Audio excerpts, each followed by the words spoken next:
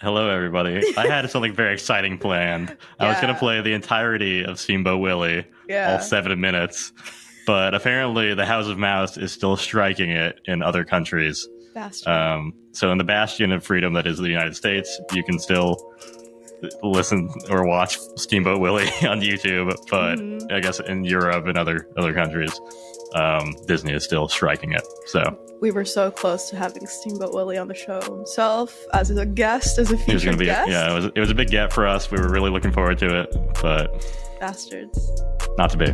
So the episode sucks. We are really, Ben and I are really just into Steamboat Willie.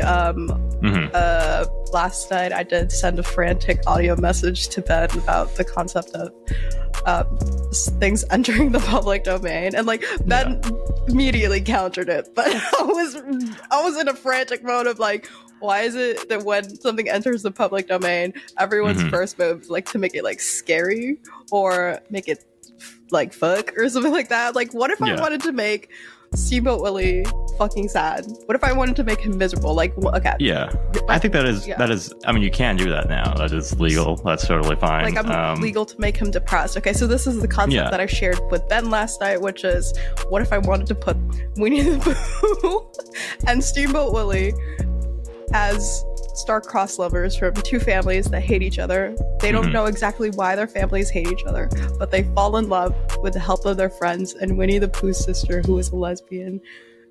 So I know that might sound familiar to some people in many ways, but what if I wanted to do that? What if I wanted to make them super fucking sad? That is legal, as far as I understand it. That should be completely fine. I think not legal advice, obviously, because I'm not a lawyer. But I think that'd be fine, as long as you make sure that Steamboat Willie is represented in the original form, the 1924 version. You can't use anything from later versions of Mickey Mouse. So he has to definitely be in black and white and gray. Black and white. No gloves. The gloves are off the table. It has to look gloveless. The same. Gloveless. No glove. Yes, love. Raw dog in the world. for Steamboat Willie. Steamboat Willie, only raw. Only hits it. Macaroni in a pot. That's a Steamboat Willie. That's a Steamboat Willie. Yep. Yep. We're gonna get that to Meg. Don't worry. That's gonna be. Yeah, that's on our list. Number 1, Steamboat Willie star-crossed lovers Winnie the Pooh. Number 2, Meg the Stallion on the soundtrack. Yeah. Let's go. I think the WAP thing. The whistle toot is still the best we have as a replacement for WAP itself. I think is the right. No, we're talking toot toot toot. I think that's the one. Look at our minds. See, look the possibilities of me and Ben in your writer's room. You can give us any 2 carrots and we can do something about it. It doesn't. Yeah, we'll write anything too. I mean, we say anything. Say less. You need somebody to take a landmine or something and get canceled? Let's go. Let's do it. Go. I'm fucking ready. Ice Cream You Me podcast. We say anything. We say anything. Sacrificial lambs. We will say it. What else you want us to say? But other than the sadness that we have about not being able to get Steamboat Willie on the show, this is the first recording of the year of our Lord and Savior 2024. Yeah. Jesus crazy. Jesus Creases. And it's, what is this, 2 years? My brother in Christ, Ben. Yeah, it's 2 years. We'll pass the 3rd year in a couple months. Damn. I think, right? Excuse me? Into the beginning of the 3rd year. Yeah. Because this is our 26th episode. We've already been doing this over. We're in deep cuts, dog. We're deep into it. I'm telling you, we're not going to run out of things to say because we say anything. Yeah. JD especially says anything. But I love to say just absolutely everything. Oh yeah. We know your scripts and the word limits. We know how this works, JD. I had a beautiful outline that was straightforward, straight to the cut. And then I found that article that I sent you in the EP and it went crazy. Okay. I'm looking forward to it. Do not get me wrong. I'm very much excited for this. I'm scrolling down. It's 11 pages, half of the 11th page. And I'm this has to be because of the pictures, right? There's 2 pictures in it. And I made them really small. Fuck. I'm looking forward to these pictures. I'm looking forward to it because today we have something very special for the people. It's probably close to summer when this comes out. You know, you're getting ready for some destinations, going places, doing things, getting out in the sun, having fun in said sun, islands in the sun, Weezer type shit. Oh, why was I thinking of the Dolly Parton song? Is there a Dolly Parton Islands in the Sun? Yeah, like island. Yeah, she has a duo. I think it's with like one of the Kennys. Oh, for real? Is that a Weezer song a cover? I don't know. Now I'm wondering. Oh shit! You heard it here first, folks. Shit. You have the high and low culture too. When you see one of us is going for Dolly Parton, and the other one's like Weezer. Weezer mention. The most hated band on earth. They're like the most beloved woman on the fucking planet. Right, yeah. Same. Oh god. Look at us. The range we have. That's us. That's what the people come here to hear. Yeah, but summer, fun in the sun shit. Fun in the fun. We say so anything, but we don't know how to talk. Metaphor. That's it. That's why the podcast is the perfect art form for us. It's the perfect medium. Exactly. Yeah, because today we going to the beach. Let's go to the beach. Each Nicki Minaj. Remember that line? Baby. I think that was good. Yeah. So, you want to just get straight into it? Yes. Who's going first? I can go first. Let's go. Let's get the disappointment out of the way. Spongy. Setting the stage. It's July 12th, 2008, on Long Island, New York. To escape the heat and humidity, Jenna Hewitt and a couple of friends decide to head to the beach on Montauk, near the tip of the island. They drive to a stretch of sand popular with surfers called Ditch Plains Beach. Despite the name, it's a beautiful stretch, a slight cove on the Atlantic side of the island, hidden away from view by gently rolling dunes covered in beach grass. Jenna and her friends were, quote, "We were looking for a place to sit and play ball games, like they did in the summer of '93, when we saw some people looking at something. It's a corpse, but they're not sure of what. They joke that maybe it's something from Plum Island. Put a pin in that. It's almost completely hairless, with skin that appears burned, long limbs, and strangely human-like fingers. The creature has a lower jaw full of teeth, but it almost appears to have a beak on top." Jenna snaps a photo, and we're going to look at the said photo. Are you ready? Are you ready to see dead animals from the beach?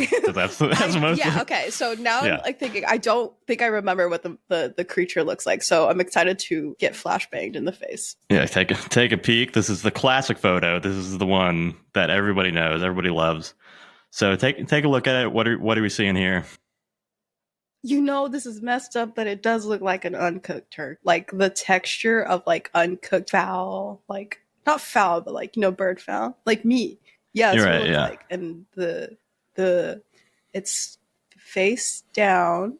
Mm-hmm. It's got, is that something wrapped around its arm? Potentially skin and fur. Okay, and then it does have this beak-ish situation. But yeah, that's probably the most distinctive thing about it, right? Is like the face that looks like it has a beak and also sharp teeth on the bottom, right? I'm really particularly taken by the eyes section. I don't want to say really capturing me, but it's really capturing me. I just love your eyes, Montauk Monster. I could get lost in this. You have very kind eyes. It does. I don't know if it even has eyes. I think it's just. You have very kind eyelids. Yeah, I mean, so that's the Montauk Monster. That's the famous photo that we all know and love.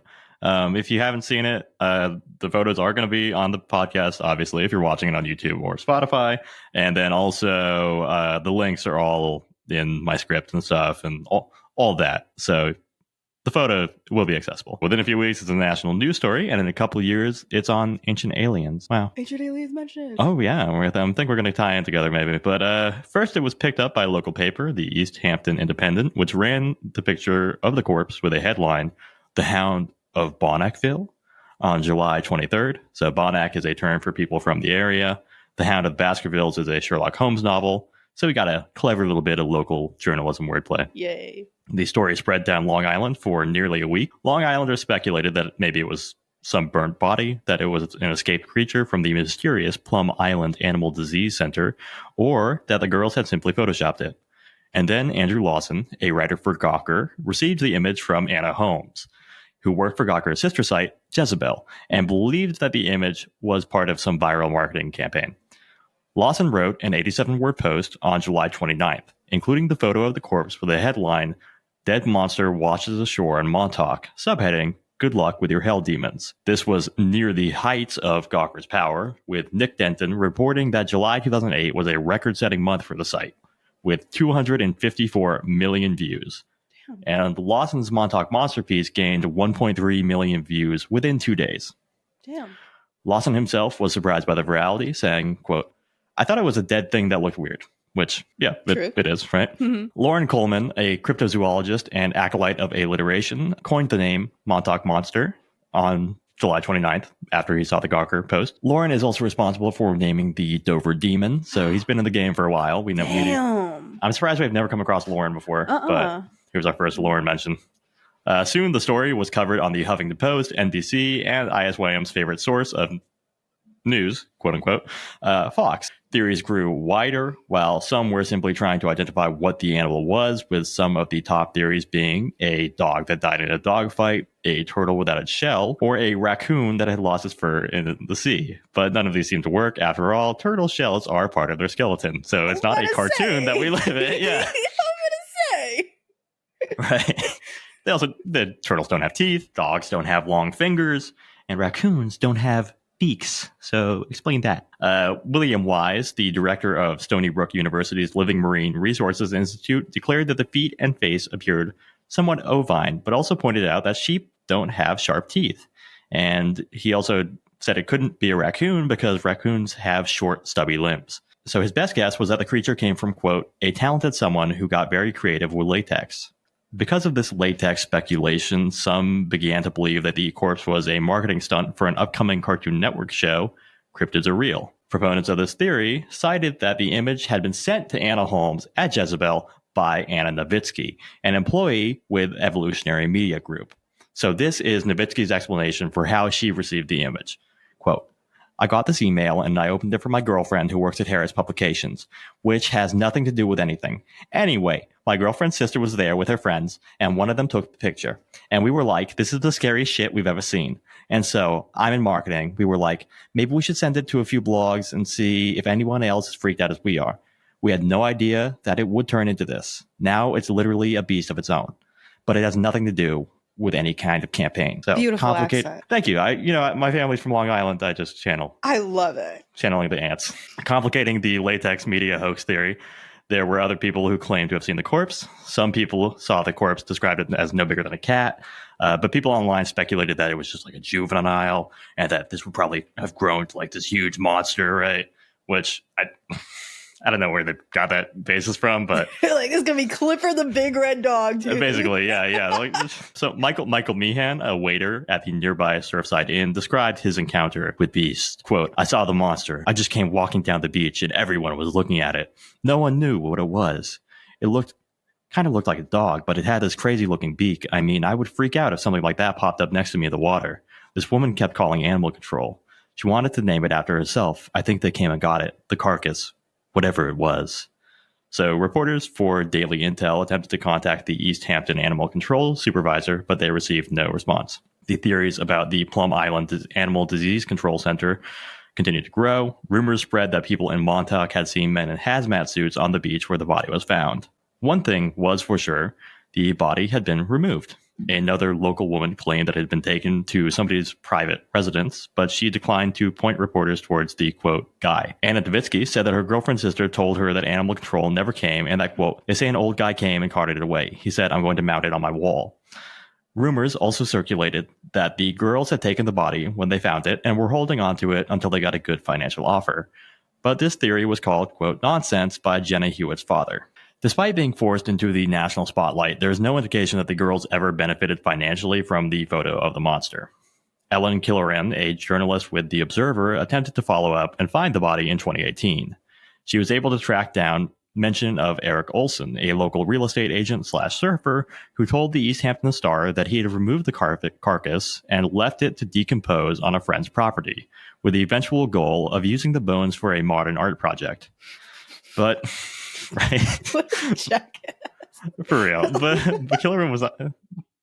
I don't know what that art installation would have been. That whatever.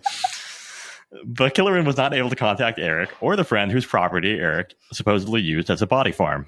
Killoran tracked down a blogger who wrote about the Montauk Monster for several years, but she was brushed off, and the blogger refused to answer her direct questions as to whether or not they had actually seen the body. Killoran also tracked down one of the girls who was there when the photo was taken, but was told that she and her friends had no interest in talking about the monster anymore. Killoran then made contact with Nick Layton, who interviewed the girls for a now-defunct local cable station, Plum TV. Nick said that the girls told him that the body was, quote, sealed in some kind of box, but did not elaborate. The Plum TV interview was mostly tongue-in-cheek and winked to the theory that the body was an escaped mutant from the Plum Island Animal Disease Center. Nick told Killoran that he was not a believer in the Plum Island conspiracy because he'd done a story on Plum Island, and after seeing the security at the facility, he doubted an animal that big would have been able to just walk out. Here's our sidebar on Plum Island, which is sometimes referred to as the Area 51 of the East Coast. Here's a description from an unnamed blogger at nycghost.com. Quote, a place that immersed in all manner of highly icky conspiracy theories, Plum Island is a treasure trove of governmental cover-ups. Throughout the years, Plum Island has seen mad scientists, Nazis, and the occasional supervillain trounce around its quarters. It is a place with snipers and a couple of spooky facilities that were employed for the development of actual doomsday weapons. Citation fucking needed, buddy. Yeah, dude. For real, though, come on. I'm sorry. So yeah, you can't just brush by supervillain. So let's get into the actual research on Plum Island, right? The Plum Island Animal Disease Center is a research facility located in the Long Island Sound, which is the opposite side of the island from where the Montauk Monster was found. The facility is dedicated to research on foreign animal diseases in livestock. It is a national laboratory currently run by the Department of Homeland Security's Directorate for Science and Technology and the USDA, U.S. Department of Agriculture. The island was sold to the U.S. War Department in phases from 1897 to 1901. I know this is very exciting. The island was partially developed into Fort Terry, which was used to support submarines in the First and Second World Wars, and also served as an Army training camp during World War II. After the war, Fort Terry was handed over to the U.S. Army Chemical Corps in 1952. The Army Corps began the process of transitioning the island from a fort to a research facility, but the facility was deactivated before it began operation. The island and its facilities were then transferred to the USDA. The lab was opened in 1954 to study foot and mouth disease. Congress was urged to fund foot and mouth disease research after a series of outbreaks in Mexico in 1946 and Canada in 1952. Since then, Plum Island has been the only facility in the country authorized to work with foot and mouth disease samples, and it also specializes in the research of African swine fever.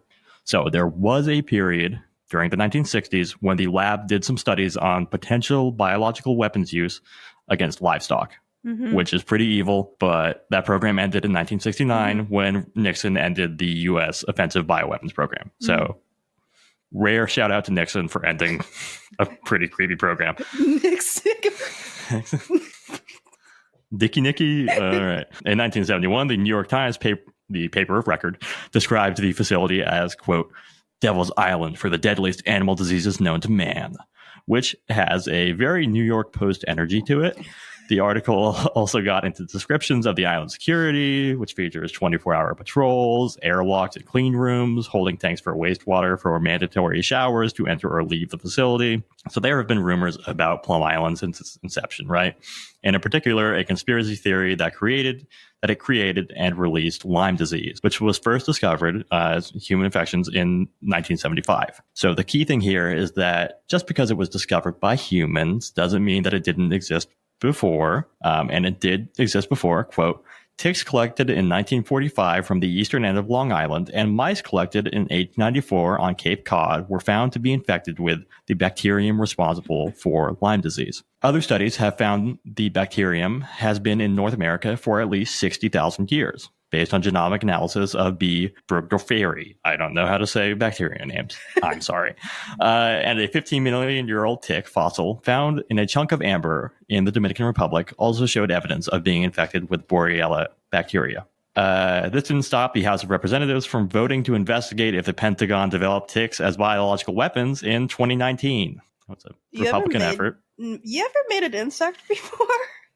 Yeah, have you made weaponized ticks? Or are you behind it? So there's a very popular book that is kind of big on the conspiracy side of things. It's about the Lyme disease being created in the lab. It's a very dumb book. It's not. Obviously, it's been disproven. The administration of Plum Island changed hands from the USDA to the Department of Homeland Security in 2003 with the passing of the Homeland Security Act of 2002. So I read through the very exciting United States Government Accountability Office report, Combating Bioterrorism, Actions Needed to Improve Security at Plum Island Animal Disease Center, and the title is pretty self-explanatory. I probably could have stopped there. The security concerns that prompted the switch were much more about the risk that an adversary might try to steal pathogens than escaping mutant biologically created creatures. So John Verrico, a spokesperson for the DHS Science and Technology Directorate, told How Stuff Works in 2019, quote, "We actually don't do any classified work at all. Our scientists publish reports on everything that we do. So as far as we know, Plum Island is not working on creating new monsters. They are just dedicated to preventing disease outbreaks in the United States livestock industry." It also seems like Plum Island was supposed to shut down in 2023, and the lab's work was going to be moved to Kansas, but that is now seen some delays, and the decommissioning of the lab is now expected to begin in December of 2024 and finish in 2028. Probably won't see any more Montauk Monsters once they're gone, which too bad. Pretty suspicious. So the fate of Plum Island is a little outside of the scope of this episode, but it's worth mentioning that there is a group called the Preserve Plum Island Coalition, which wants to prevent development of the island after the government leaves. Since the island is basically just the lab, much of it functions as a wildlife refuge for native species. They have a website. I would recommend, go sign the petition, keep a rare wildlife refuge in the New York area going. And, don't let it be developed into condominiums or whatever the fuck. But if it's not an escaped mutant, what is it, right? What is this Montauk Monster? I think that the most likely explanation, I think the most accepted one as well, is that it is a raccoon. Ooh. But before you call me unbiased, let me voice the opposition. So here's a bit of debunking from an unnamed blogger at nycghost.com. Yeah, and I'm Batman. That's what the government went and told everybody. That's what they up there, that nasty whatever, is just a simple, run-of-the-mill raccoon. I've seen a raccoon. I've battled with raccoons out in my driveway. The sly bastards with their crafty hands making off with my trash.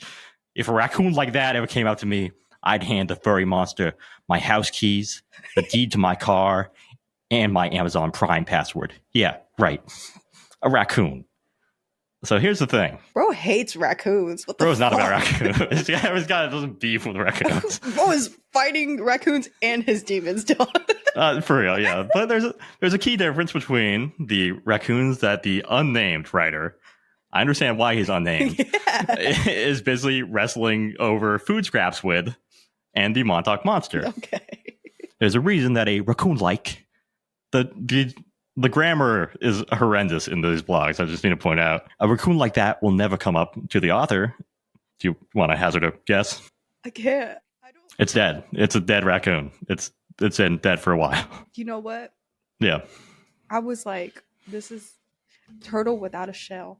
I believe that turtles cannot survive without their shell. But what if the government did something? We were on our way to the fucking Teenage Mutant Ninja Turtles. It's close to NYC. Like we could have had New York with the rats, turtles from Plum Island. We have Pizza Rat. We have Montauk Monster. It seems like everything was coming together, right? We almost had the Teenage Mutant Ninja Turtles. We almost had the solution to getting rid of cops, which is the Teenage Mutant Ninja Turtles. But it would have been like heroes without a shell. Yeah. In the case of the Montauk Monster. We'd have to give them shells, though. They need shells. You can't have a turtle without a shell. It's just gross. You just feel like, what the heck is that? Yeah. Gotcha. The raccoon theory, maybe it's kind of pitched by NYC Ghosts as the agenda of the scientific elite of the government. But as early as July 2008, Doug Johnston, the director of the natural resources for the town of East Hampton, said that the corpse was a raccoon. Noel Arikian was an eyewitness to the monster and told The Star, quote, "In the photos, there appears to be a beak. It was just a tricky angle. It's a dead raccoon. That's what it is. It's undoubtedly a raccoon. The same teeth, paws, and the right size. No other animal has a body like that." Veteran cryptozoologist Lauren Coleman now agrees that is a raccoon. In a 2013 article, he says that he's always known that it was a raccoon, saying, quote, "It was the day after I coined the name that I also suggested the species behind the body was a raccoon." And quote, "I noted in my posting that the Montauk Monster looked like a raccoon to me." So he links to the original posting in both instances, which is the same post. And here's what it actually says. Quote, "Something strange indeed did wash ashore at Montauk Island, New York. Is the Montauk Monster nothing more than a raccoon with an upper jaw as proclaimed by local officials?" Which reads to me a little bit more like, what aren't they telling us? We want answers. Than, hey guys, I think this is just a dead raccoon. Are you with me on that? Yeah. The energy is a little, yeah. He got a pipe in his mouth and he's like, so. That's how I picture him. He's just a dude from Maine, so I don't really know how to do a Maine accent. But he's Orson Welles, basically. But here's the evidence as broken down by paleontologist and blogger Darren Naish, who really has the dead animals washing up on the shore beat locked down. Yeah. Tetrapod Zoology, that's his blog. I would recommend it if you want to read about dead animals washing up on the beach, or biology, or anatomy. It's all fun. Naish begins by saying that the two most mysterious aspects of the body, that the creature is largely hairless and that the upper jaw appears to be a beak, are, quote, taphonomic artifacts. So, taphonomy is the study of how organisms decay and or are eventually fossilized. This is where things get a little gross. So go ahead and skip 30 seconds a minute if you don't want to hear descriptions of decaying bodies. JD doesn't have that option, of course.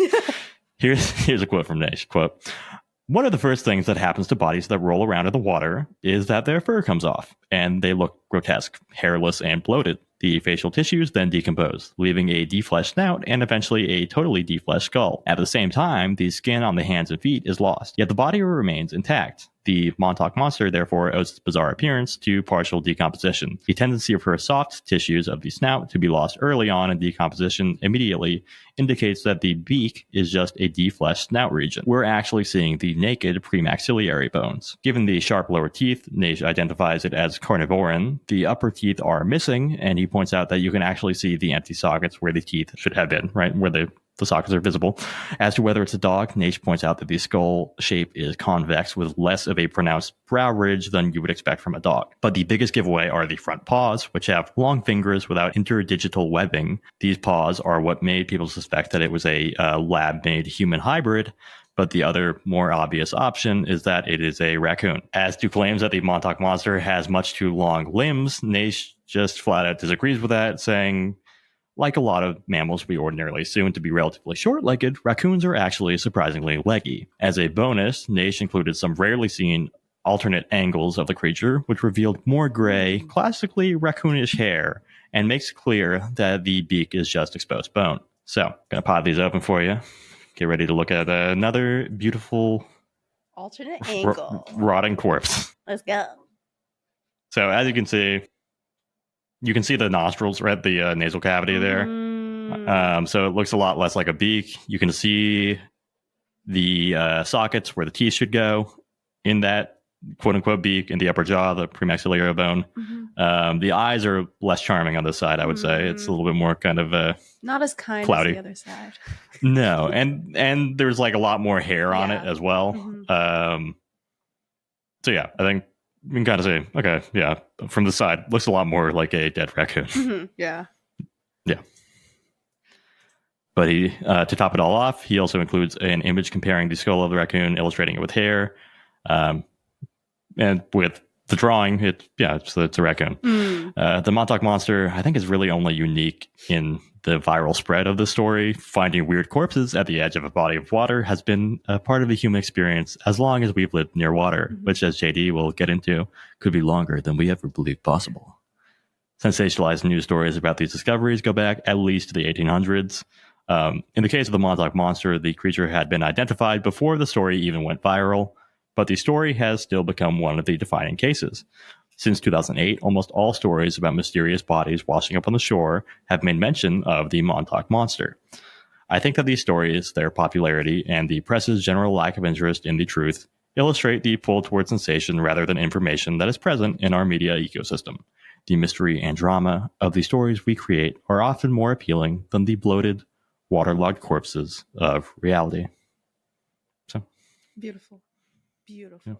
Just a dead raccoon. So just dead raccoon. Yeah, I was thinking like dead, like messed up, right? Because if I was like, okay, let's lean into like the Plum Island Animal Disease Center thing, right? Mm-hmm, yeah. Like maybe this was like one of those animals that got a little bit fucked up, they got a little bit of a bad disease in them, and then like in the process of getting rid of like the bodies in one way or another, it kind of like slipped out somewhere and ended up here. Like instead of like it's an escaped creature, my brain was like, oh, maybe they were dumping like bodies or throwing something away, and then like something like weird happened, and that's immediately where my mind went. Instead of like escaped rabid dog, is this the chupacabra by the beach? Yeah. So it's very interesting.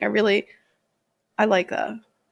Yeah, and in the immediate wake of it, there was a lot of people posting like debunking articles, being like, obviously it's a pit bull that got killed, or like Fox News had a story that was like, obviously it's a raccoon that was burnt as a Viking funeral, and we talked to the man who did it, and it's that's all right. I mean, at least they got the raccoon part right. Yeah. I don't think that the burns are consistent with like fire. I think that those burns look more like just sun damage, and also just the way that blood kind of pools in a dead body when it but get into the forensic side of it, it doesn't really fucking matter because it's just a raccoon.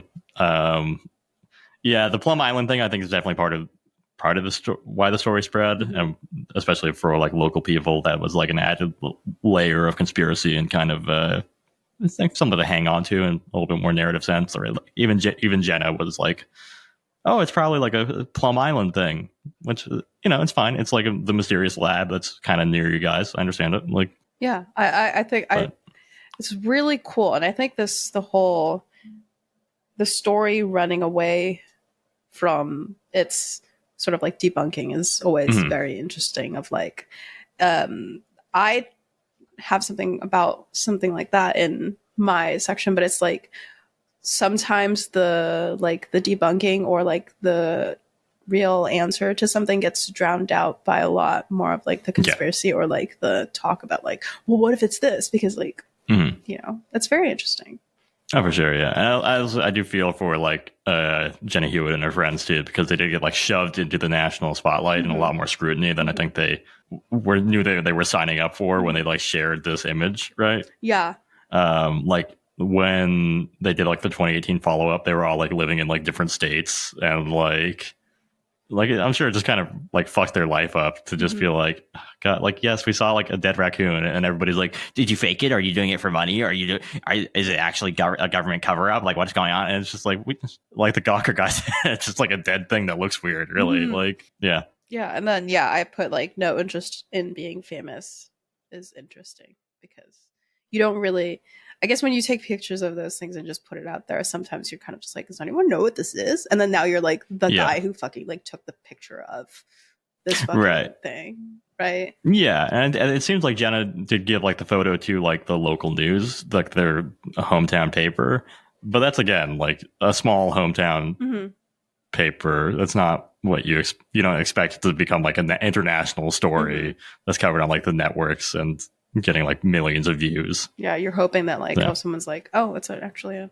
this thing, but now it's like, I've got my right. And like in terms of like how big the story should be, it probably should be like, oh, record-breaking cucumber grown. Like it's the same level of local. Like obviously we have reason to be like government shady. Yeah, for sure. And then I don't. Yeah.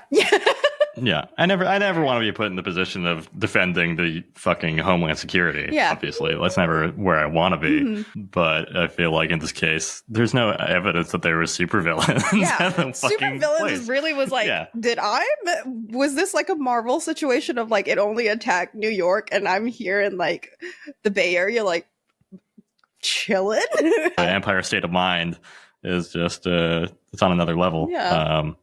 But yeah, NYC Ghosts. I mean, obviously, they're just trying to sell fucking ghost tours. That's the raccoon. That's their thing. Person, right? That's the raccoon person. Yeah. Really, just look inside yourself and why you're really projecting on these little raccoon creatures. What does the raccoon hate about? And like, I understand they can get into your garbage and mess around, but just pick up take the your garbage. Pizza crusts. Yeah, just eat the pizza crust before you throw it out. Yeah, they don't. exactly. I know you think that it gets more flavor if it sits in there, but stop fighting a fucking raccoon, please. You weird little fucking gremlin. Jesus. Yeah. Projecting my. Oh God, but yeah, very good. Listen.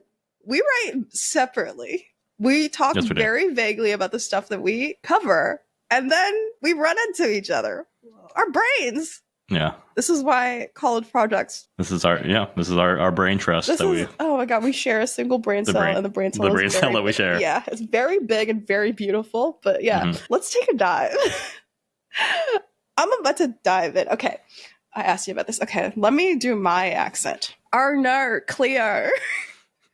I've gotten wet. My tail is wait, no, it's going. I can do the R&R Cleo unprepared. The rest I can't. But yeah, now that we do you have like a term that you can use to like nail the accent? Like nar. Okay. Yeah. So now that we've gotten that out of the way, Ben. Yeah. What do you know about mermaids? So they're a mystical creature, half fish, half human. I guess if we're being gender essentialist, mermaid would be a merlady. Like a lady. Yeah, that's basically what a mermaid is. Because today we're not just doing bad impressions from the show H2O, where water touches you, a person and you can turn into a mermaid if you have the genetics and the family history. We're talking about cold, hard, wet proof, that nasty shit. I said it again in here, that fucking macaroni in a pot, that's a Steamboat Willie. I just really love that line so much. But yeah, today we're talking about mermaids. The Body Found. I was a mere 17-year-old when this aired. 17, 18, I think. I watched it with my parents. My mom was a big fan of the supernatural and all things weird and wondrous. I watched it and came to thinking it's very much fake, even at that age. I sort of, I think I remembered watching it and I wasn't scared of it, but I was just really got by like the CGI uncanny valley thing when it came to the mermaids. The mermaid. Yeah. And I think my mom didn't believe in it either, but the eerie factor of it was like really what got her to like want to watch it. So today I'll give you a rundown of the movie, the reactions to it, and then I'll go the typical JD route of reviewing this as someone who loves a good mockumentary, but absolutely fucking struggled with this, right? So Mermaids, The Body Found is a documentary. Heavy air quotes. That tells the story of a team of NOAA scientists, oceanic. Why didn't I write down what that means? National Oceanic Atmospheric Administration. Yeah, so yeah, that. Something like that. Yeah. Right. Who NOAA scientists who accidentally uncovered a new species during their quest to find out more about whale beachings all over the world and what's causing them. The documentary aired in 2012 on the Animal Planet and drew in 1.9 million viewers, and its follow-up Mermaids, The New Evidence, the next year drew in 3.6 million viewers. The story follows them from the start, checking out beached whales and wondering why it's happening and what's going on, examining the whales, checking out some sounds, down to where things go wrong because the government is getting way too antsy about something that these NOAA scientists are getting a little too close to, right? So the story starts with Dr. Paul Robertson and Dr. Rebecca Davis giving context to how this all started and all of the things that led them to basically finding out that mermaids are very much real, right? It's an interesting setup and something that we're familiar to when it comes to creepypastas and weird internet scares, something sort of mundane, NOAA scientists out on a job, discovering something incredibly bizarre, and then their lives are turned upside down by the government and their findings. This sort of story is familiar to us and something we might have read about on Reddit during that time and during the era of many original creepypastas coming out, right? But before we delve deeper into the documentary, let's take a look. Let's take a second to talk about mermaids. We know them, we love them, but let's refresh about them for a second. This section is titled "Look at this shit, isn't it neat?" I was remixing like the Little Mermaid song like all night in my brain. But yeah, as Ben said, mermaids are described as half fish, half human creatures that are found in stories, myth, folklore, and art, and so many other places that you can stick a story in. For most of us, a mermaid is half human on top, half fish on the bottom, and all beautiful woman, as the word breaks up as mare, or of the sea lake from Old English, and maiden as a girl, woman. The lads, once again, if we're getting down to gender essentialism, tend to get the merman thing, obviously. Do we use merfolk? We can do merfolk as like the thing, right? Jenny Nuge. But yeah, some of our iconic mermaids are Ariel from The Little Mermaid, the Fiji mermaid of P.T. Barnum's stylings. Remember that one in your brain. For the Filipinos, we have like the Jezebel and Marina, and then there's the story in Filipino mythology of Bulan, who is like kind of like a representation of the moon, who came down from the sky to swim with mermaids who protected him from nefarious sea baddies. In Philippine mythology, the Sirena is a mermaid who is particularly devious and lures you to certain death, which is very girl boss gaslight and gatekeep the sea. Bring that back, ladies. But yeah, back to the documentary, Mermaids, the Body Found, which I bought for $2.99 on YouTube. Ben, write that down in expenses. Takes all that mer mythology and takes it for a ride around town and dumps it in the nearest kiddie pool. Sounds bad? Not really, for the most part. The movie takes a bunch of existing evolutionary theories about animals, humans, and slam dunks it into the mud. So that part's cool-ish, a little interesting, but also not at the same time, right? There's many things that interest me about this movie, but one thing that stands out about this movie the most is that it aired on the Animal Planet, right? So in 2012, which is the same time as Finding Bigfoot started airing on Animal Planet. This was probably the peak decade, so 2000 to 2010, 15 decade and a bit of paranormal shows. I was on the paranormal show wiki page, and it's very much like from the 2000s to now is when it was like popping. When it was popping, right? That was their heel turn. Yeah, okay. Yeah. So it was Animal Planet's sort of first dive into fiction with an entertainment focus, and I can hazard the guess that it was probably a result from the decline of Animal Planet in 2008, in my opinion, when it comes to ratings, right? And I say official when it comes to Mermaids, the Body Found, because Riley Black, author of one of the articles I will use later here, points out that in 2004, Channel 4, across the pond, and Animal Planet released The Last Dragon, or as Cars Wiki localized to us, Americans, Dragons, a fantasy made real.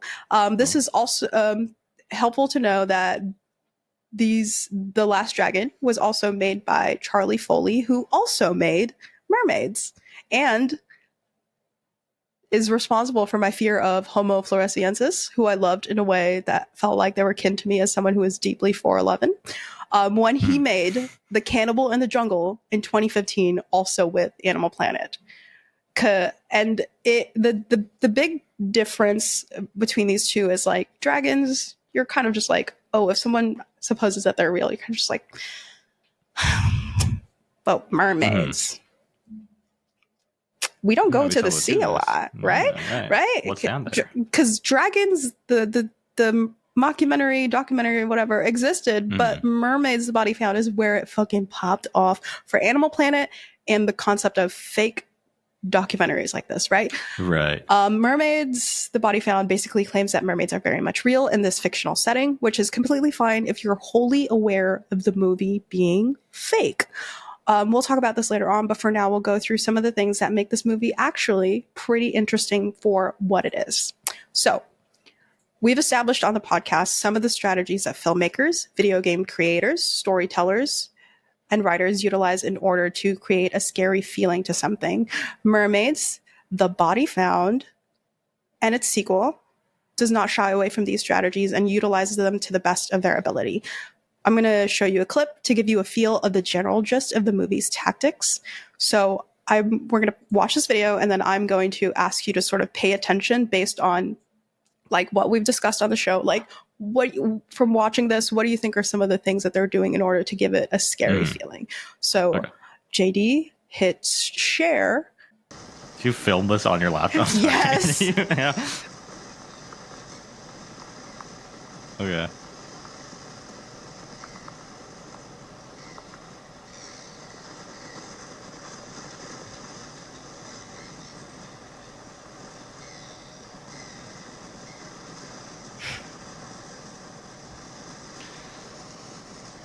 Okay. Approaching the body, poking it with a stick. Whoa. I got a jump scare. There you go. And I filmed this on my laptop because it won't even let me do a screen share. I mean, a screenshot thing, because Chrome has like that thing that's like stops you from thing. It's like saving up battery. Right, I mean, saving CPU power. And I hate turning it on and then my browser saying, hey, you're using like 4 gigabytes a minute. It's a lot of work, so we'll just do like the boomer version of sharing a video. Yeah, so we're doing it analog horror style with JD. Yeah, but right, okay. So now that Ben's seen the video, for those who are driving or are not watching us anywhere, you're just listening to our dulcet tones. We have a teenage boy filming another teenage boy on a camera phone. This is supposed to be 2004, 2008ish, and the boy is running up to something on the beach.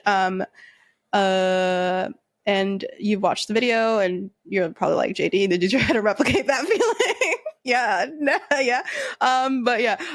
But Ben, what do you think they did in this video to make it a little scary? It's very much shot in kind of like the found footage realm. It's the very shaky camera, a lot of quick zooms, kind of changing around. You don't see the full scene. You're very much like point to point, like you zoom in on like the teenage boy, and then they zoom in on the teenage boy going closer to the thing, and then it's always kind of like close shots, so you don't see what's really going on, the whole lay of the land, and then you obviously have the jump scare at the end, which is kind of just like a classic. The thing gets up and it like attacks the boy. Side note. So one of the articles I was reading advised to not poke dead things with sticks because they might explode. Yeah. Because they're full of gas. Yeah, like whales, creatures that wash up. Raccoons. Yeah. Seals. Don't do it. So don't. It's stinky. Very stinky. Yeah. Very stinky. You'll get covered in guts. Don't do it. Yeah. But yeah, Ben, correct. Right. So we have like the whole like shaky cam VHS effect that's lost because I filmed it on my I filmed my iPad, just so you know. I filmed my laptop, filmed it on my iPad. That's how fucking bad it was. But yeah, we have like the whole like glitching effect-ish. We have a really dark contrast, right? It's filmed from a flip phone, camera phone kind of thing. So it's like, because it was filmed on a flip phone back then and this aired in 2012. Surreal. Yeah, right? Yeah. We've got the bad sounds. We've got a lot of pulling away when something happens, right? And then jump scare, visual, and then sound, right? So we see a little bit of the creature, like, blah. Right, the kid. So yeah, these strategies are familiar to us from episode 3's Fresno Nightcrawler, episode 5's the Nonsense Man, that terrible video that Ben showed me, our funky found footage episodes, episode 13's Cooper Family Photo, episode 15's Serbian Dancing Lady, and There Are People in This House, episode 17's AI Lobe, episode 20's Slender Man, episode 22's Caretaker in Lost Media, episode 24's Analog Horror, and episode 25's SM64. So we've covered these kinds of tactics quite a bit on the show. You should listen to all of those episodes. But yeah, unfortunately, Mermaids does suffer from showing the creature a little too much, violating the sort of don't show your monster too much concept that a lot of successful horror movies tend to do, unless they have a really genuinely kind of well agreed upon scary creature where even if the design has to really be on point. Yeah, right. Yeah. And then but who's to say that there was even intent to make it scary? I said it, right? Obviously, I don't think Animal Planet was out to make jump scare horror films, but there's definitely elements of that in the movie, purposefully so, just to make it a little bit more entertaining than outright showing you some creature without any mystery, right? Another aspect of this movie that particularly interests me is the use of facts and actual events in order to create a body of fiction, right? They use real evidence a couple of times, but reframe it like some out of context text from your friend that sent you that's very real, but you just randomly mention all the time. So like, what if your friend said sometimes Simba from The Lion King is hot, and they actually said sometimes people think that Simba from The Lion King is hot. See, you're taking that evidence and you're just kind of going like, what? Right? So let's go over some of the theories, evidence, and all the other shit they used in order to create an interesting piece of fiction. So I picked some of my favorites. and the ones that I could find like the most direct connections with, or they said something very vaguely to it, but won't like specify it, right? So we have the use of the Moken people. The Moken people are known for being sea nomads, living and surviving by way of the sea. Mermaids basically refer to their ability to see very well underwater compared to most people, as a way to say, hey, look, how come these people can do it? They have to be descendants of mermaids, actually, right? However, if we look at the reality of that outside being mermaid evidence, this ability is actually key to managing well underwater during gathering, navigating while swimming, because, you know, everything is blurry and objects in the distance do not actually look closer than they are when you're underwater, right? I am not able to open my eyes underwater. I'm very afraid. I can't even swim, so I can't do it. I don't. For you, not your skill. Yeah, that's not me. I'm not descendant of the mermaids. I'm descendant of the ones who stayed on land, baby. Homo florensis. Yeah, Homo florensis. Yeah, 4'11". 4'11". Yeah. That's where I'm at, right? Moken children in a experiment. Yeah. Please stop experimenting on children in this way, right? Moken children were found to have better underwater vision when tested against European children counterparts, as they had the ability to constrict their pupils for better vision underwater.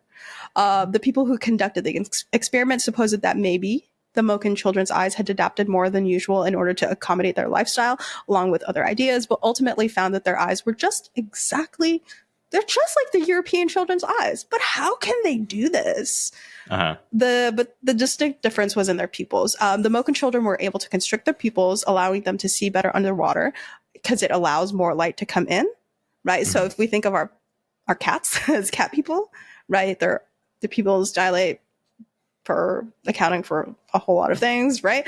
And they supposed, the people who did the experiment supposed that this was an evolutionary thing, paving way for better survival during the Moken people's water-based escapades, or the parasympathetic nervous system's way of just helping them along, easing their bodies to be better underwater. So parasympathetic nervous system basically like keeps your body chill and like relaxed as much as possible. So it's basically like their pupils are getting relaxed underwater, so it's not too stressed, right?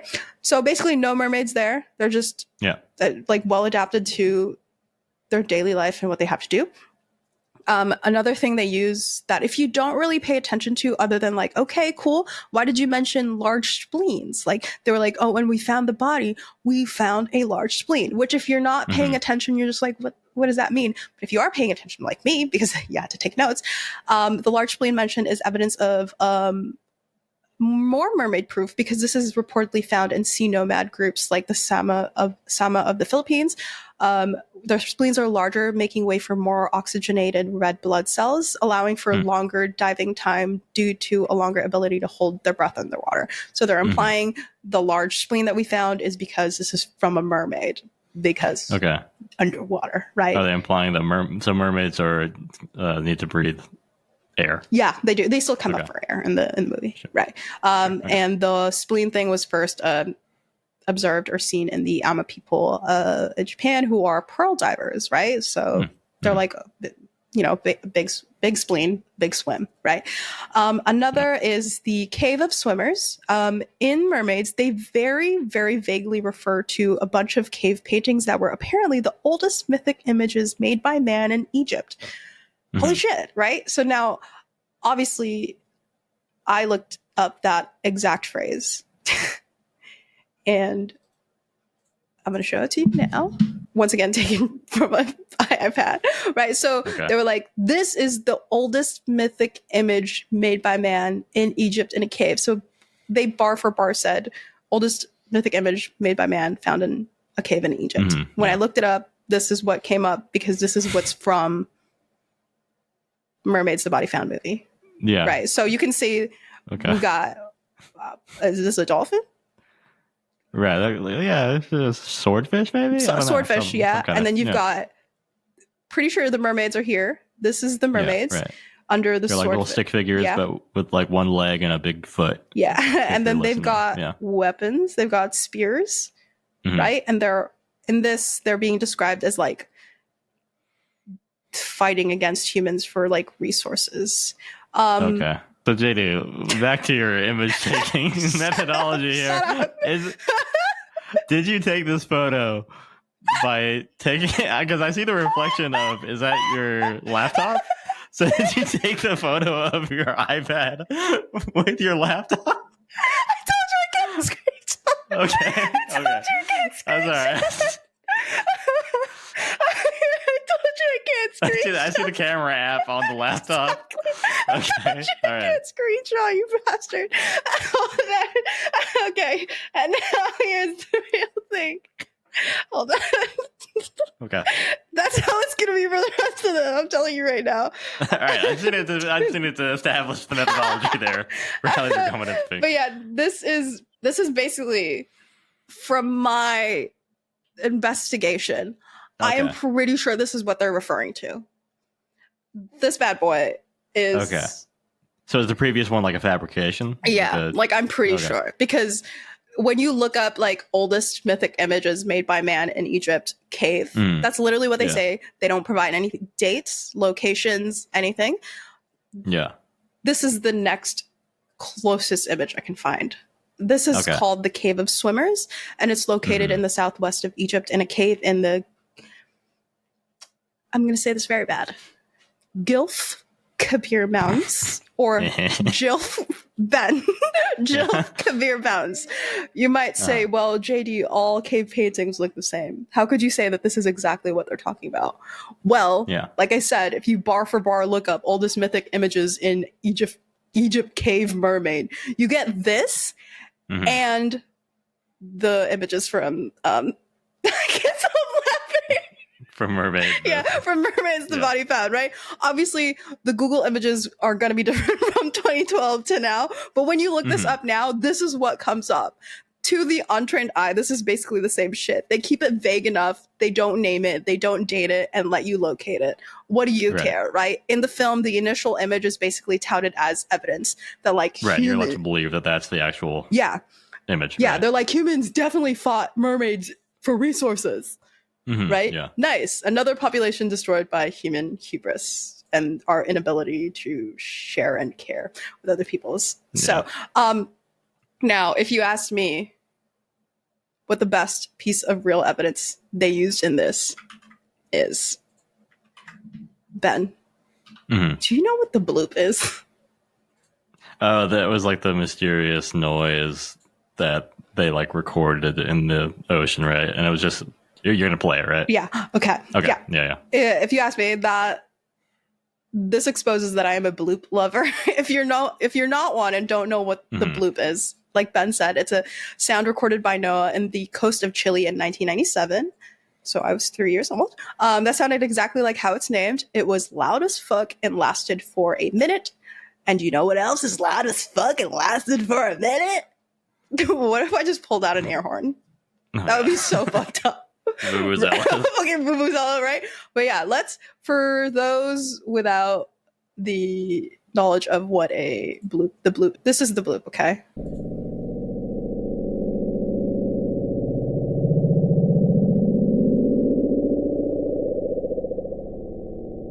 Right? That's the bloop, right? It just goes on and on like that for an entire minute. At the time, it's suspected that was basically, before that, it was thought to be a sort of loud marine mammal of some sort. Right? But after, like, around, like, 2012, maybe? 2012, 2014, 2015, it was suspected that it was basically just ice plates rubbing against each other and shifting. However, mermaids actually argued that if you listen deeper and slowed that shit down and made it bouncy, you can actually hear a bunch of mermaids fucking dying due to the Navy just blasting out sonic booms. Because if it absolutely killed beach whales, dolphins, seals, and all that shit, why wouldn't it also blast the shit out of a bunch of mermaids? So we're gonna now listen to it in the context of the show. So are you hearing the mermaids dying, or are you hearing the sonic boom that's killing the mermaids? You're hearing a bunch of mermaids dying. Okay. So now you're gonna listen to... Now you're going to listen to a bunch of mermaids dying. And look at this fucking character. Look at this absolute fucking character. This is a scientist on the show. Here it is. Down into the range of human hearing. Here it is at 1/3 of its original speed.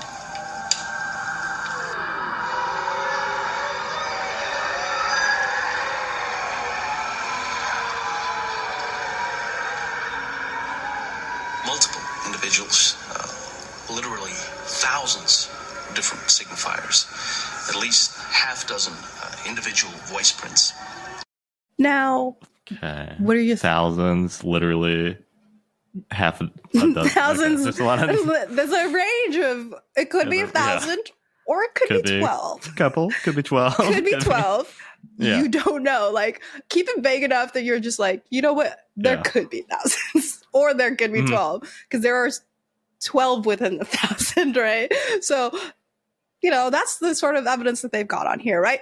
And like I mentioned in the Cave of Swimmers section, something I noticed is that when they mentioned some sort of real life evidence to link to something, it was vague enough that you sort of acknowledged that it sounds fine and real enough, and maybe you'd Google it later, but you then forget, because they wouldn't give you an exact name. Just like in the cave paintings from Egypt, where, right? From your knowledge, vague knowledge of like cave paintings, Egypt, and old, you assumed it was fine and dandy, because like, oh yeah, cave paintings, Egypt's old. That makes sense, right? And they kept it just vague enough that it was somehow still smart sounding, regardless of whether or not you cared enough about story immersion or just seeing those CGI mermaids, right? But now that you've seen some of the real evidence that they've used for this piece of fiction, what are some of the thoughts running through your mind right now when it comes to like any of the stuff that I've given you and how they're used in the show? So I'm thinking kind of in terms of the elements of like unfiction, right? Like, it is like presented. Is there like a disclaimer, like, hey, this is bullshit, or is it? We'll talk about this later. Okay. I also feel like there's like definitely some similarities where you were describing kind of like that methodology where like you'll see like a news story that's like, people are outraged by the new Captain Marvel, and then it's like quoting like a tweet as like evidence. So there's definitely a lot of that kind of like cherry picking anecdote shit. Yeah, I mean, there's a lot of, very intentional kind of misleading stuff. The guy talking about, what did he say? Signifiers. Really thousands of signifiers. And like a lot of kind of jargony stuff that sounds like impressive, but is kind of meaningless if you don't have the explanation of what you're actually trying to say. Yeah. So vague language sounds smart. You're just like, yeah, sounds good. What's the science is saying it? So that makes sense, right? So now we're turning to fact from fiction, right? So Riley Black, like I mentioned above, is one of my favorite journalists, wrote the following on mermaids in their debunking article. Speculative biology can be a lot of fun to wonder how different forms of life might have evolved, and the right context and presentation, mermaids could have been a unique way to highlight evolutionary and biological ideas. But rather than being a hook for communicating actual science, mermaids was a sensationalistic end in itself, right? Which I agree on, because I love watching speculative biology videos about cryptid creatures, mythical creatures, beings from books, right? I found a channel that's like how like werewolves would like develop kind of thing, and like how their bone structures would be like based on blah, blah, blah, right? So it's cool to watch. Like, it's fun. It's fun. Yeah, but it's a little wonky here. But so now that we've developed the concept of fiction from fact, let's flip it, reverse it, and talk about the beloved nemesis of mine as of watching the show, the aquatic ape theory. Okay. Ben, you know the aquatic ape theory, yes? Yeah. So it's kind of loathed by anthropologists. I studied anthropology in my undergrad. I'm not like an actual anthropologist, but like basically the aquatic ape theory kind of arose pre us having as much fossil evidence of early hominids as we do now, to kind of explain certain aspects of human biology that we don't see in other great apes, like our lack of hair. The basic idea is that there was a period where early hominids went into the sea as like a divergent evolution thing, and that was like where we split from the rest of the great apes. Yeah. So yeah, basically some of us went to the water, some of us kept on land. We have webbings between our fingers because we use that to swim in the ocean, right? So for those at home who have gripped Ben's explanation but want a little bit more, it's the theory or supposition that we as humans have a lot in common with aquatic life, more than most mammals. This leads to the idea that our ancestors may have spent a lot of time near water, because what else do we need? Nakedness, thick subcutaneous fat layer, stretched hind limbs, voluntary respiration, and dilute urine. 4. What do we need them? We've got them. Who needs them? I don't know. Right? So now, as Ben said, as anthropology bitches, and Ben and I did linguistic, cultural, and biological anthropology. And then I was like, goodbye. Run! No. Right? We know this is kind of wee-woo. But Mermaids actually makes it fun-ish? Like, I see where it's like, there's a little hesitation of me to like, oh, Mermaids makes it fun. Because I'm still like, we'll talk about later when it comes to like the disclaimer of where it shows up and everything. But let's now go to the clip from Dr. Robertson from the movie to explain aquatic ape theory in the context of Mermaids, the movie. So, the aquatic ape theory is a theory about us, really, about where we come from, and I know it's always been controversial, but now I think there's really something to it.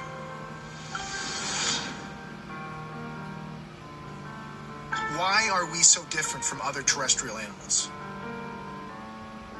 According to the theory, it's because there was a time when early humans spent much of their lives in the sea.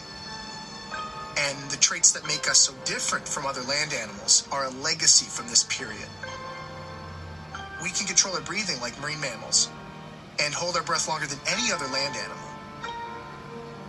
The human record for breath holding is nearly 20 minutes. That's almost as long as a dolphin can dive.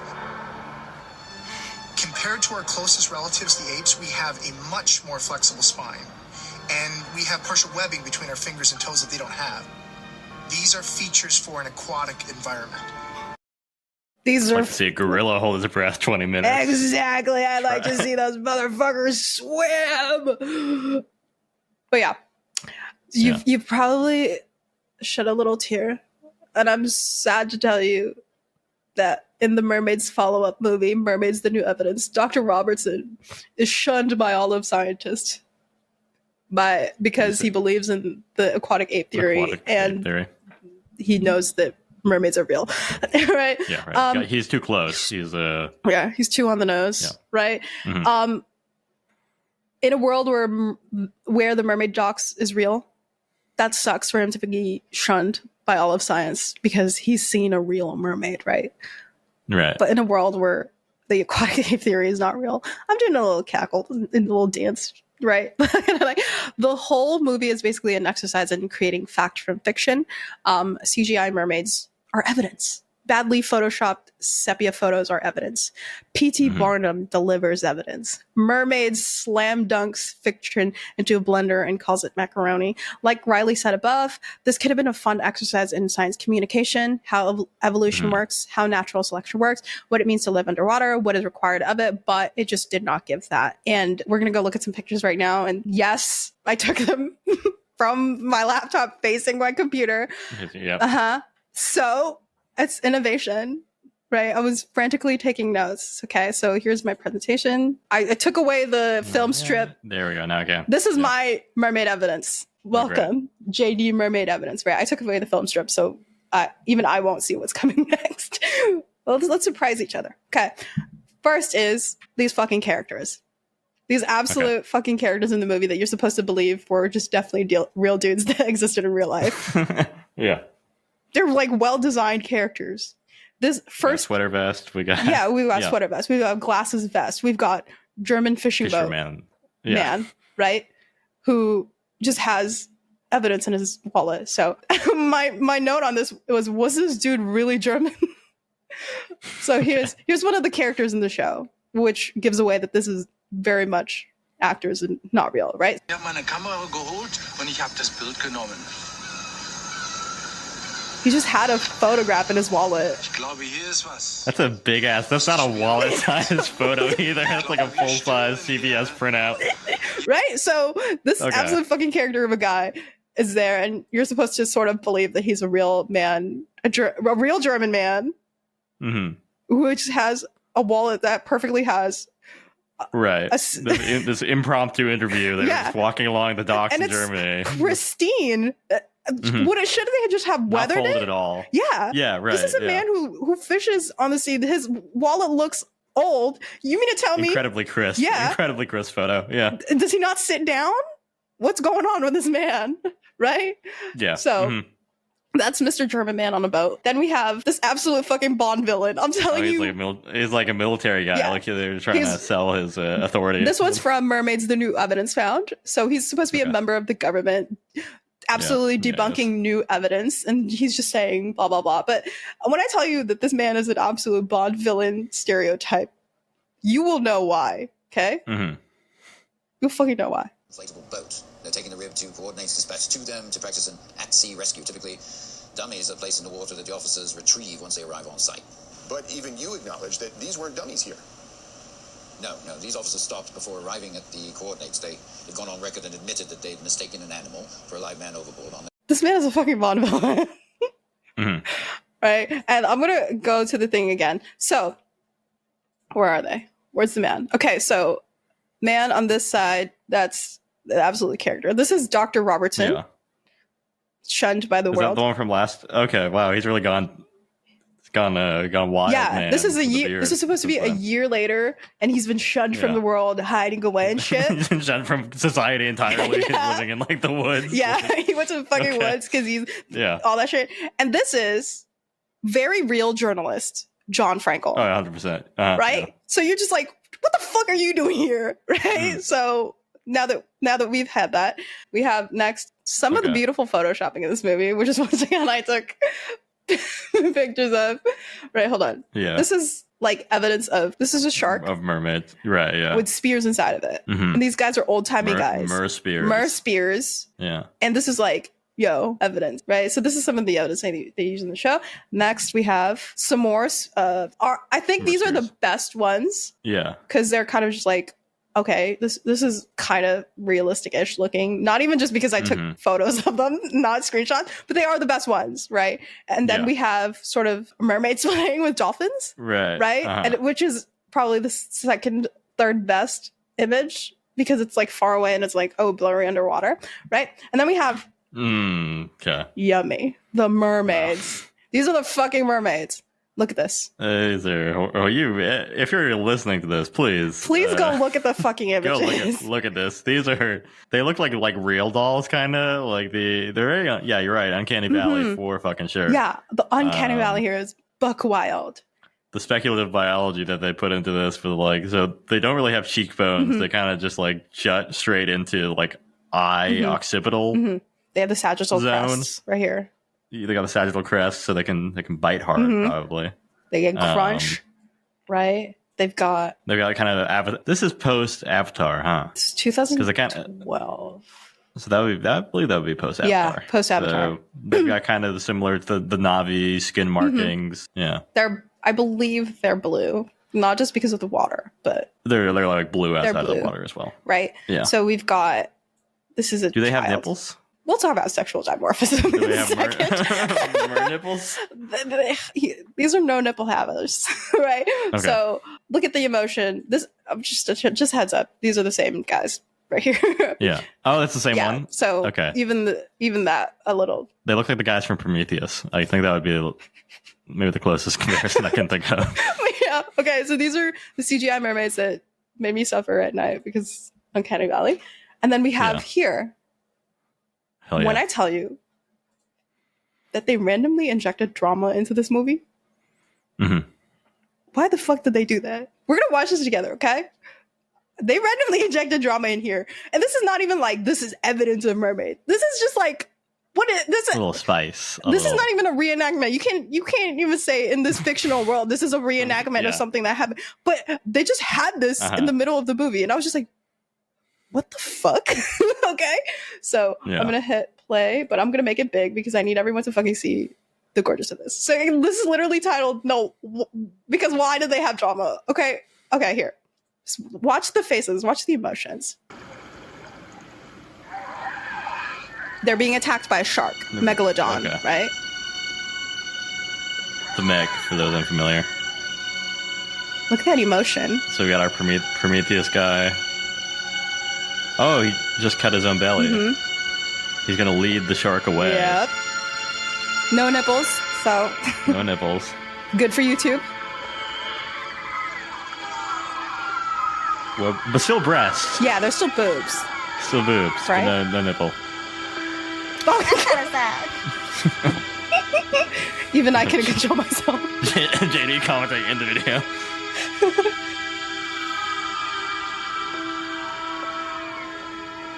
A heroic sacrifice.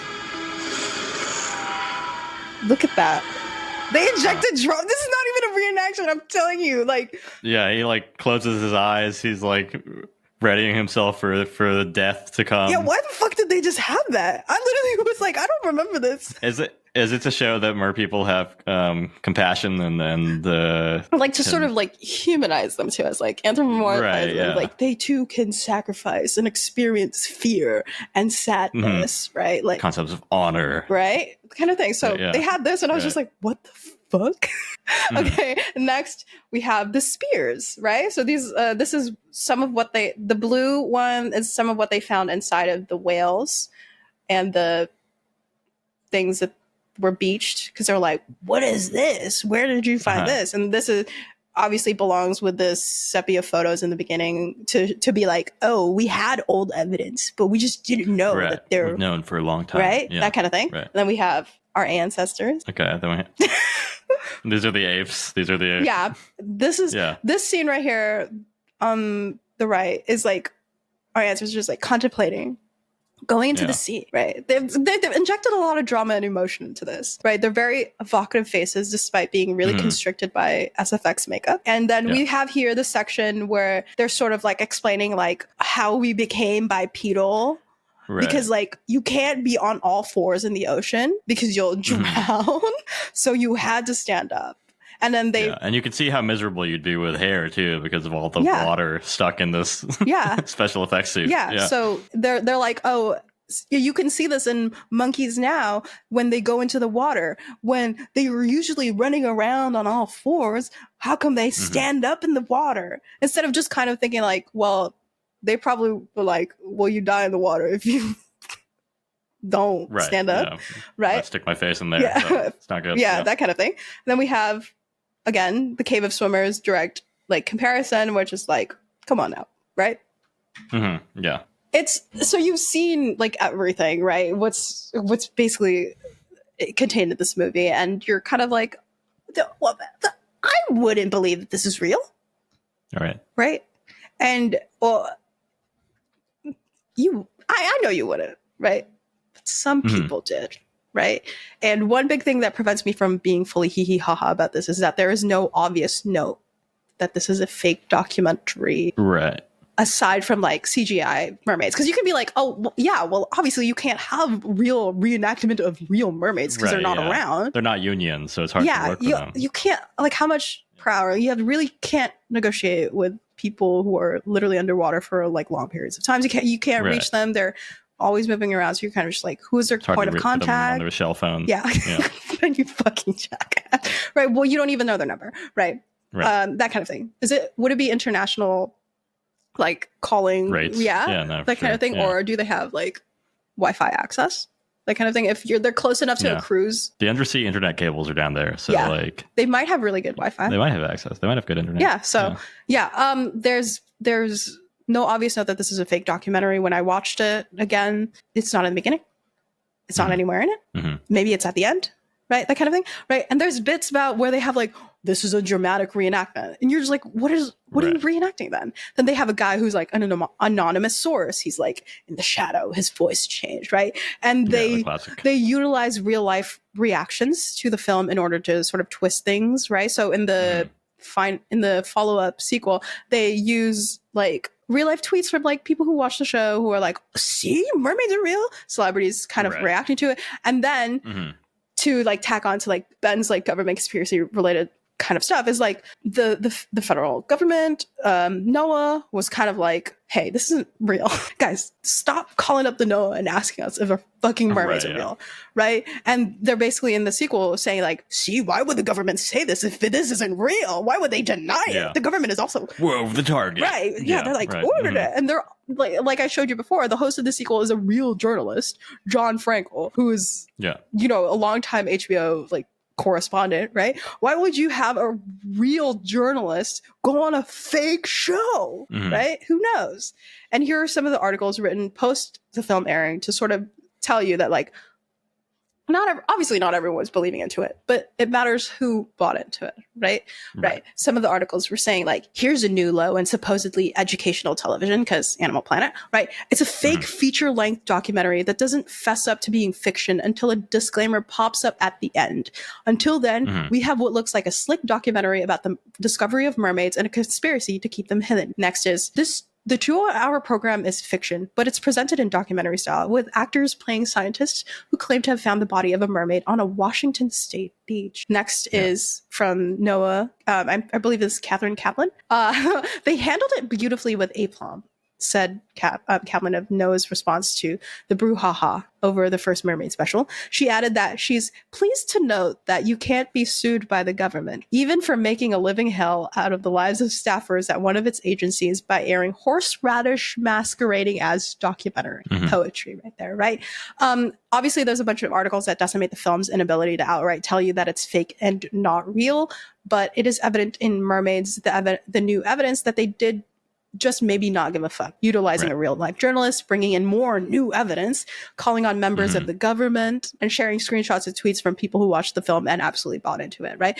It's brought in millions of viewers. Like, why would we then be like, it was fucking fake, right? You go from 1.9 million views to 3.6 the next time around. We're not going to fucking be like, and actually, yeah, it was fake, even though we did tell you that it's science fiction. Yeah, they're gonna double down on it. Yeah. They're like, we did tell you it was science fiction. Why are you calling us out on it? Why is the government right? Admittingly, they did say it was science fiction in their press releases, but it gets a little funky when you add things like bringing in a guy who goes anonymous, real journalist, dramatic reenactment clips, playing into a lot of our general conspiracies and beliefs about the government. Andrew David Thaler's article, The Lasting Damage of Fake Documentaries Like Mermaids, The Body Found, argues that fake documentaries like this play a role in the decimation of science communication and education television, right? These documentaries play a lot into our fears and existing conspiracies about a lot of things: the climate, the government, cover-ups, foreign creatures, people, entities, and so many other things to be really xenophobic about, right? They have the ability to get in your distrust and fiddle around with it to make you want to watch something for curiosity and entertainment, while also a little bit getting into your head about all sorts of things, right? Misinformation by way of silly little fake documentaries is an actual thing, most especially when it's presented on channels like Animal Planet, History Channel, Discovery Channel, and its likes. Please love us regardless, all those channels, right? Educational TV, science communication TV has a reputation. Here is where you come to learn something based on general theme of the network. You learn about animals, biology on Animal Planet, History Channel, History, Discovery Channel. You have a little bit more flexibility because you're just discovering the world, right? So I presented those ideas to you. We're an education and science communication TV. So now let's flip that shit and introduce ancient aliens to you. That's like the general gist of it, right? Thaler and buddy David Schiffman released an article aimed to help scientists who basically encountered the same shit from the Fiction from Fact section I had, which is called Fish Tales, Combating Fake Science in Popular Media. It presents ways that scientists can combat fake science by way of getting ahead of the game and also being aware of the game as it happens around you. Thaler points out that in the face of network giants, research orgs may not have the same bang behind their buck, so they have to work to get the shit right? I will say that like that kind of puts a lot of the onus on scientists and science communicators and educators to combat these things. Like he said, networks have a lot of money that research orgs or scientists don't necessarily have, education kind of thing, right?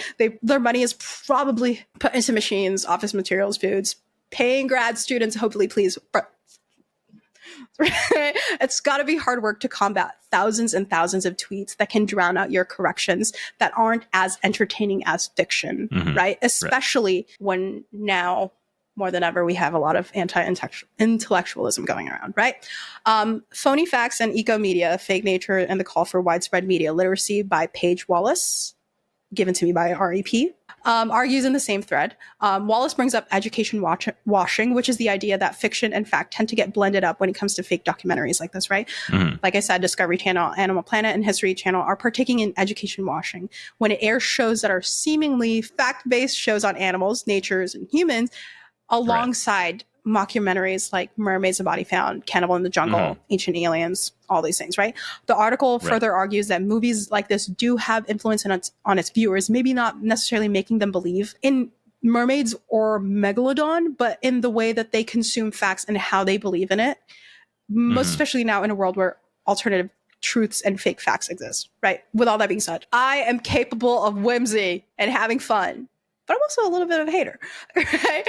When I was younger, I think I enjoyed Mermaids because I liked the storytelling. I thought the CGI was freaky and kind of like insane. And I was interested in it as a fiction, right?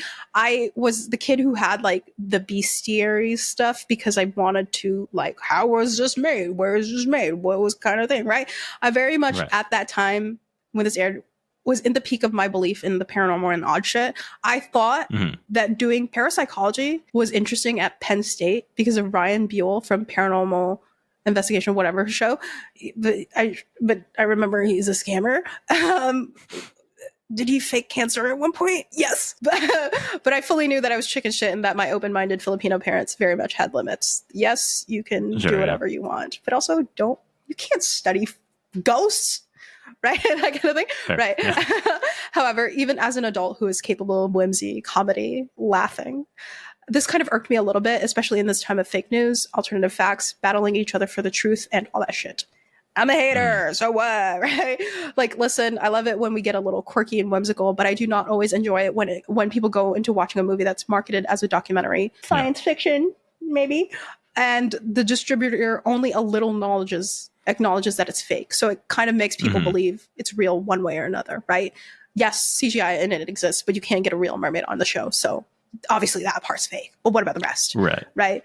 I get that it sucks to be upfront about how fake something is. I get that everyone loves an organic Blair Witch Project moment where you sit there wondering, like, is this real?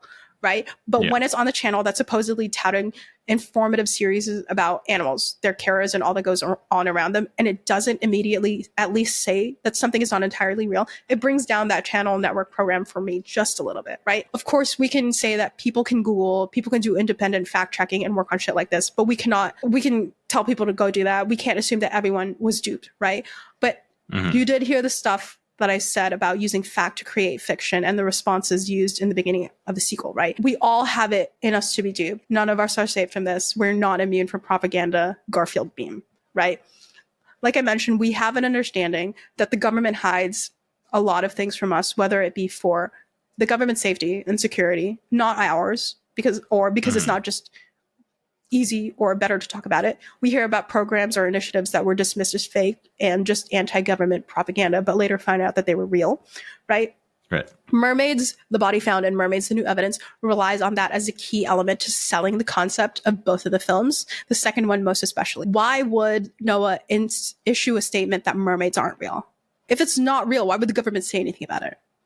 You could just completely ignore it because it's not affecting the government that much, right? Why would you? It's got to be because they're hiding something. It's like when you ask a friend if they have a crush and they're just like, no, I don't have one, but they won't look at you in the eye. You're just now like, yes, you do. That kind of thing, right?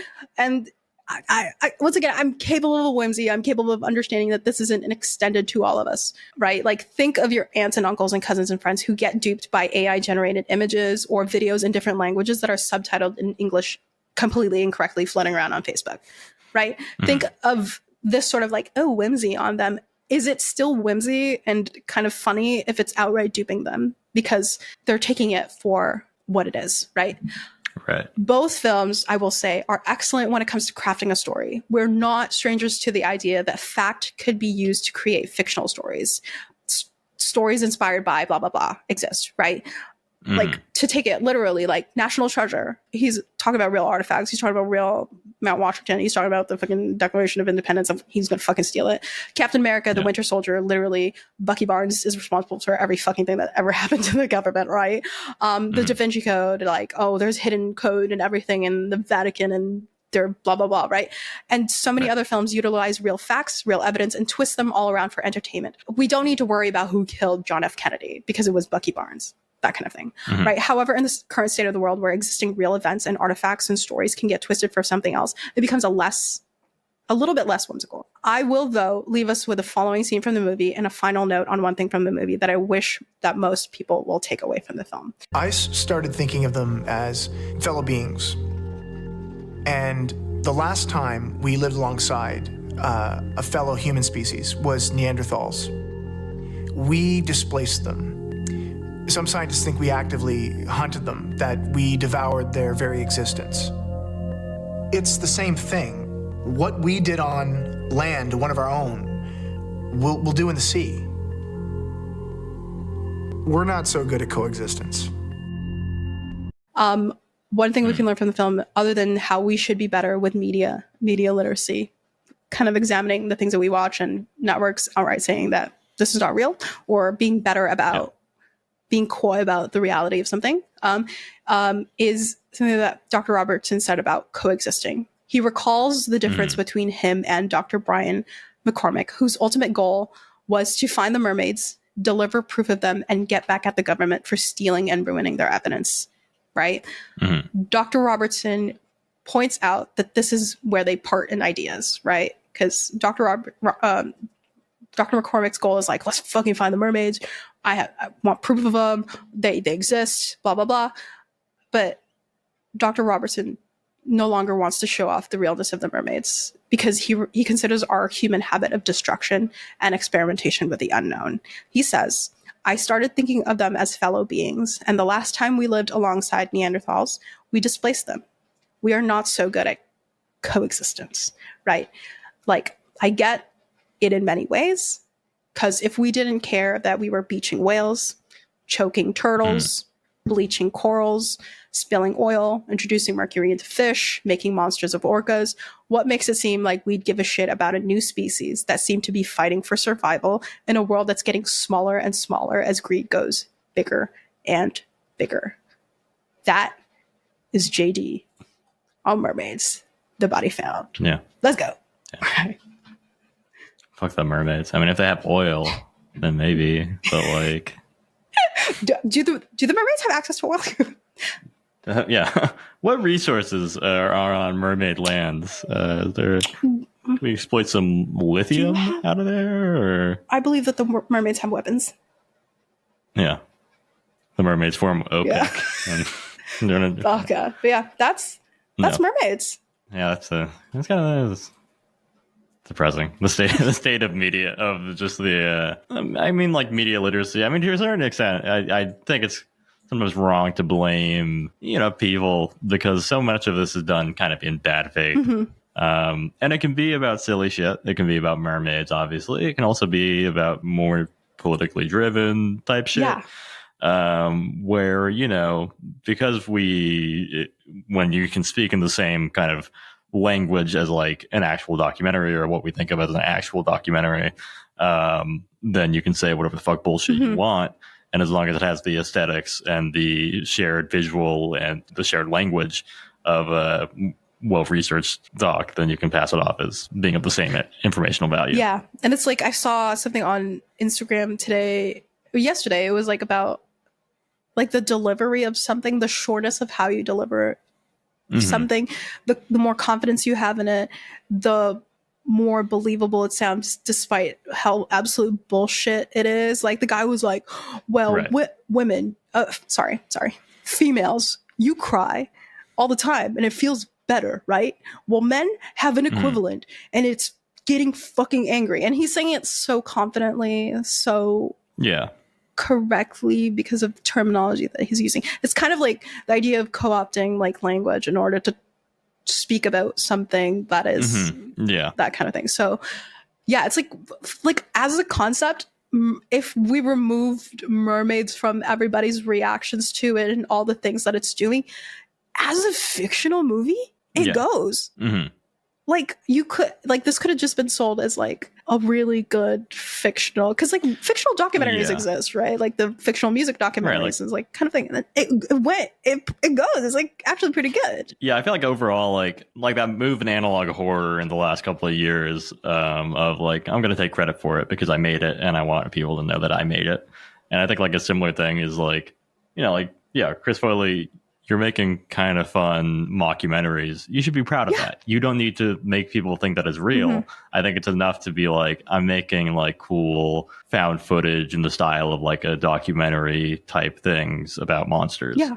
That's fine. That's so like, that's nothing. There's nothing wrong with that as like your art form or your like way of securing the bag or whatever the fuck, however you view it. But I think when you're like taking steps like, well, this time we're going to hire a journalist, we're going to cast some people to look like government, we're going to style it so it looks like a news interview, we're going to use this footage that makes it look really like, without being straight up to people about what it is, then that's like, it's a little icky to me. Yeah. You know, it's styled really beautifully in terms of like obviously when I was taking notes of it, like because I'm paying attention really, really deep kind of thing, I will notice that someone's like definitely like Dr. Robertson was probably the best of them when it came to like delivering the lines and reacting to it, because it felt a little bit more realistic. And if anything sounded practiced, it was probably because he remembered it off of like the article that he wrote or his notes kind of thing. But like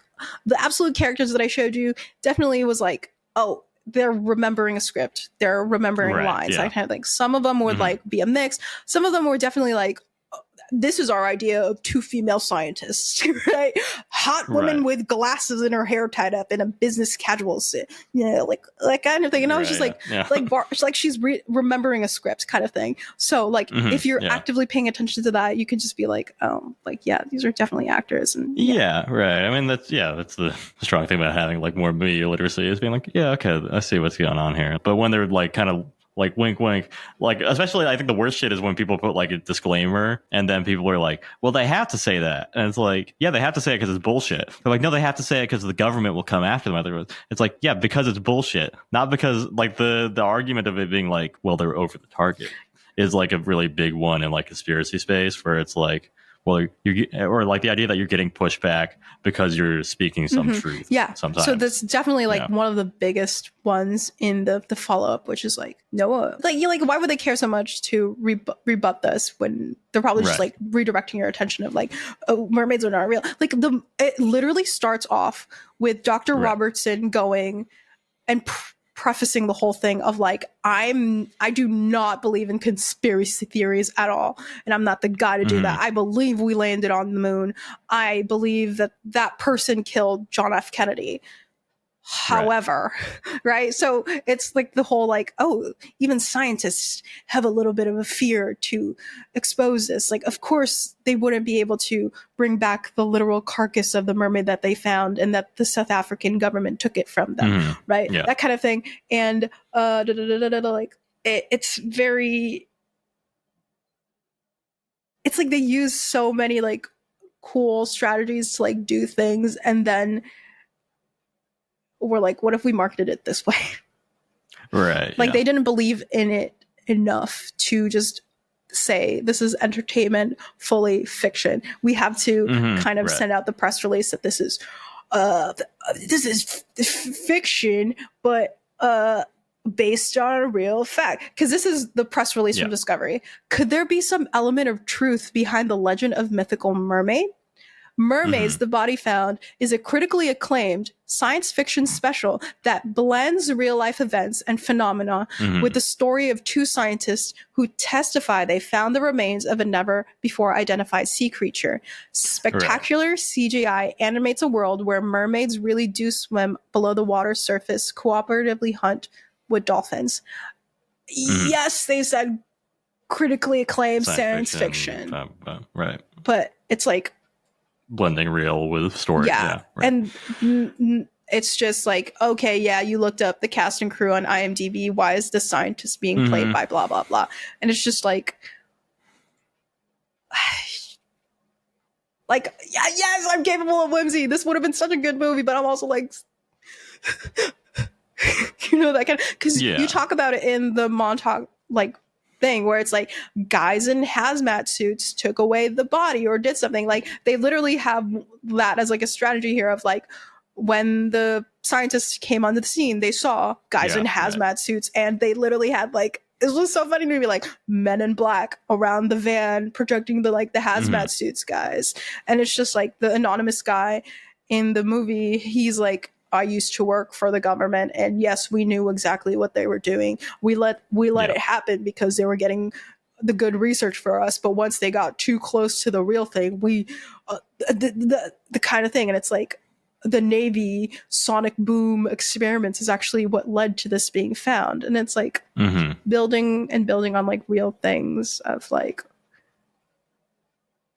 stuff. And it's like one of the fakest things that I experienced in the movie was like in the second one, another set of like underwater like it's like their job is like to go into the ocean like in a submarine 2 feet below the ocean, 2,000 feet below the ocean, which for reference the Titanic is like 12,500 feet and a mile is 5,280 feet, right? And they caught evidence of like a mermaid hitting their submarine and then like the same exact sounds of the bloop, right?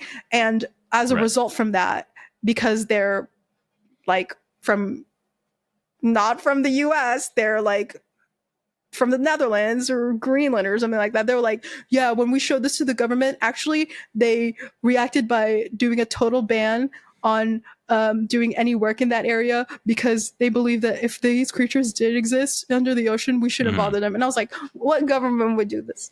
Respectfully, they're doing a total ban on there to go in there and find these things, not because they want to preserve the living creatures in there. No, they're gonna find those bitches, they're gonna open them up and that kind of thing. Yeah. I mean, I think there's like the element of like, what's the term for knowing what you're doing? Competency.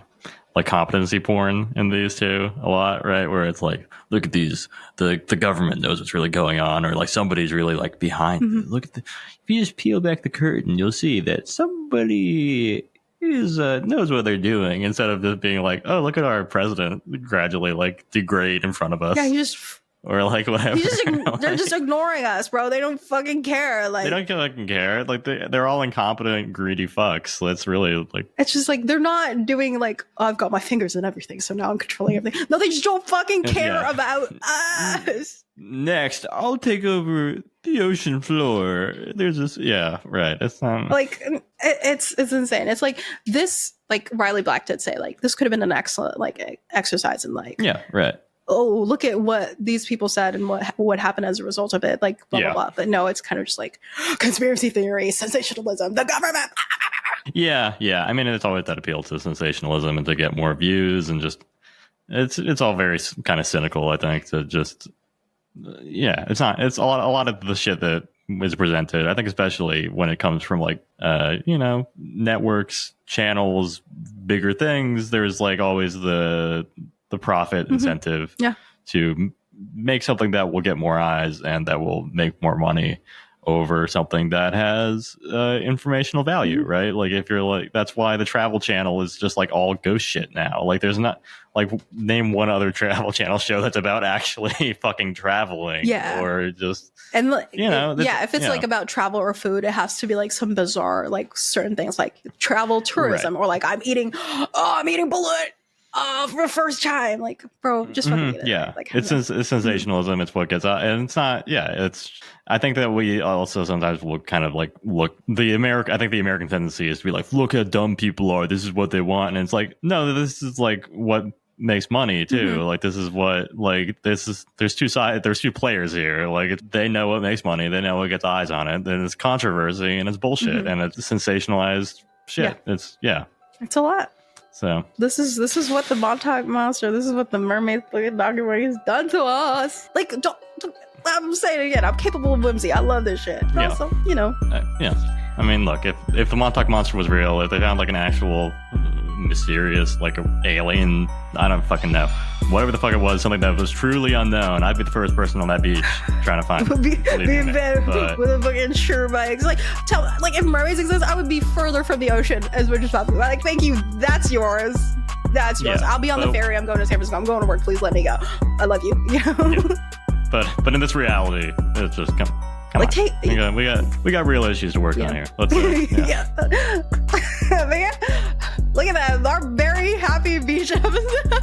Our fun little beach episode. This episode was written and produced by Ben and JD. For all our sources, please head to the website in the description below or isympod.com if you would like to reach out with a comment. Evidence of the Montauk Monster being actually real? Mermaids?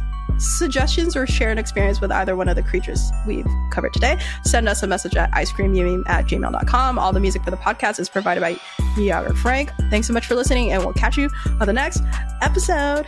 Bye!